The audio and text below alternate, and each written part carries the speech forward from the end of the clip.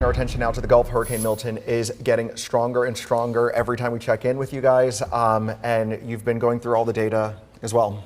Yeah, let's bring in meteorologist Eric Burris and Kellyanne Class. We're talking now about a Category 5 hurricane there in the Gulf. You mentioned it's getting close to the Yucatan Peninsula. Is that going to help? The official forecast was adjusted a little bit earlier, and at least part of the cone gets into the Yucatan. So there's a potential that it gets down there. But, you know, in all the years of tracking, I feel like these storms, when they get this strong, they kind of dance around land as best they can.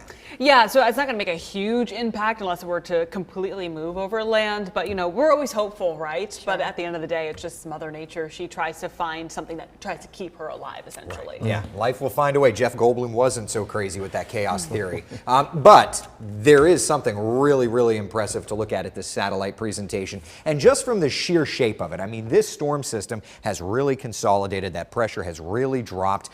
Pressure's down to 925 millibars. The lower the pressure, the stronger the storm. Winds are up to 160.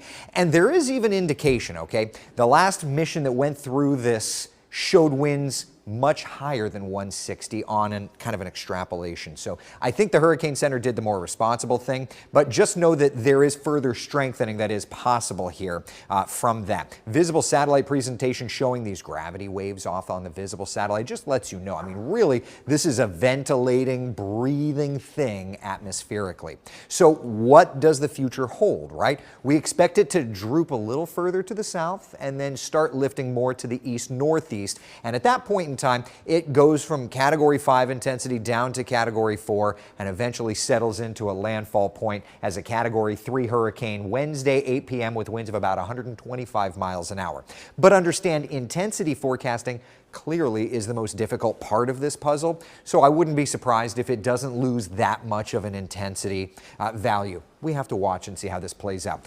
Forecast cone is there for a reason. That's where the center of circulation is confidently moving. Could be as far to the left as here or as far to the right as there. But based on the last two forecasts from the National Hurricane Center, current center of that cone is right here. The earlier 5 a.m. version is here. So they nudged it to the left just a little bit, kind of going with a consensus of a more northerly track. So based on that, the biggest concern, at least along the shoreline, is storm surge. An 8 to 12 foot storm surge, which includes Tampa Bay, which would beat the all-time record high set back about a week and a half ago as Helene passed on through. It would also put major hurricane force winds in from Fort Myers all the way through Tampa, St. Petersburg, and all the way up the shoreline through the Nature Coast to about Land O'Lakes. In our area, it would put hurricane conditions across the entirety of Central Florida, and that would obviously be a significant hit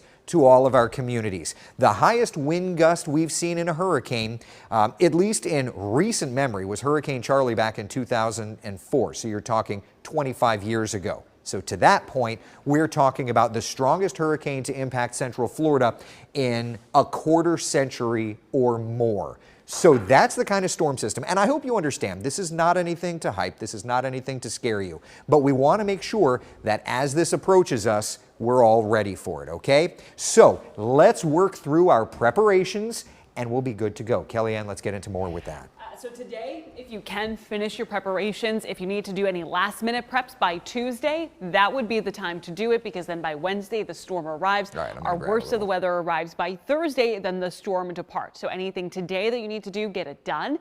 Anything on Tuesday, any last minute things you need to do it. But then by Wednesday, as the storm approaches, you need to hunker down. So I want to show you our in-house model compared to our latest track. Now, our in-house model is riding a little bit on the northern edge of the center line, so favoring a little bit more towards the left. But look at what happens as it gets closer to the peninsula of Florida. It starts to take more of a kind of turn a little bit. So our in-house model is actually favoring things slowly moving around Tampa and then cutting through parts of Central Florida.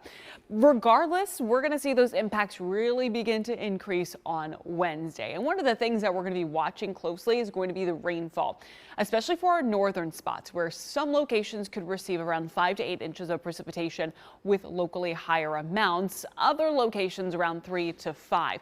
That is going to lead to some flooding, at least today. today, tomorrow, it's possible, but look at where we go on Wednesday.